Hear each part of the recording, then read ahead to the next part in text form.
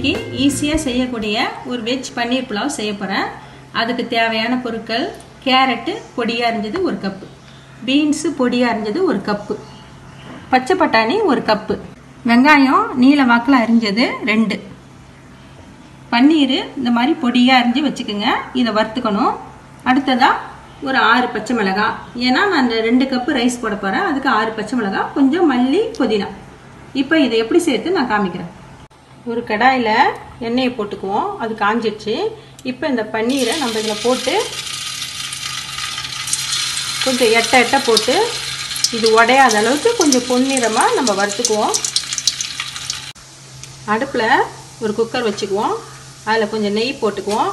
நெய் சூடானதும் ஒரு பிரிஞ்சி இலை, ஒரு பட்டை,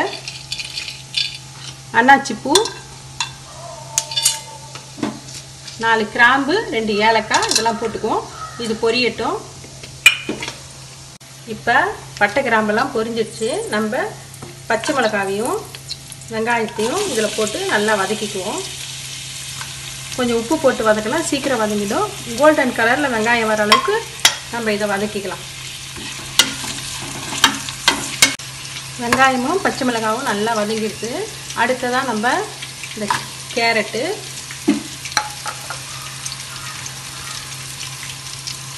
பீன்ஸு,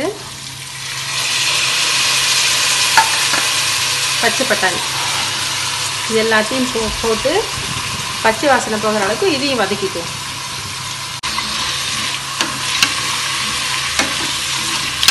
இப்போ எல்லா காய்களும் ஓரளவுக்கு வெந்துடுச்சு. இப்போ கொஞ்சம் மல்லி புதினா இலையை போட்டுக்குவோம். இதையும் கொஞ்சம் வதக்கிட்டு நம்ம அரிசியை போட்டுக்கலாம். அடுத்ததா நம்ம ஒரு அரை மணி நேரம் ஊற வச்ச 2 கப் ரைஸு இதையும் இதில் சேர்த்துக்குவோம்.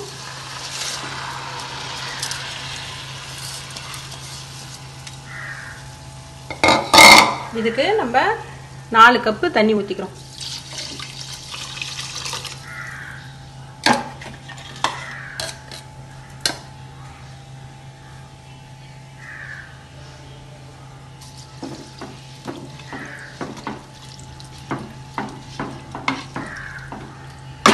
அடுத்ததா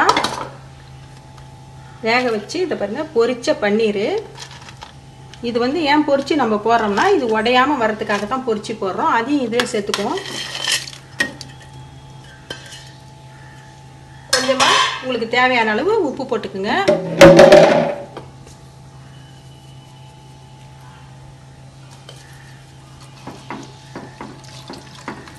இதோட இந்த குக்கரை மூடி ஒரு விசில் வச்சு நம்ம ஆஃப் பண்ணிக்கலாம்.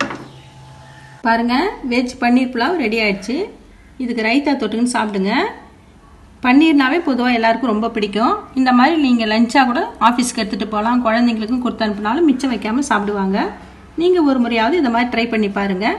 மீண்டும் சுவையான, சுலபமான, ஆரோக்கியமான சமையலோடு உங்களை நான் சந்திக்கிறேன். நன்றி, வணக்கம்.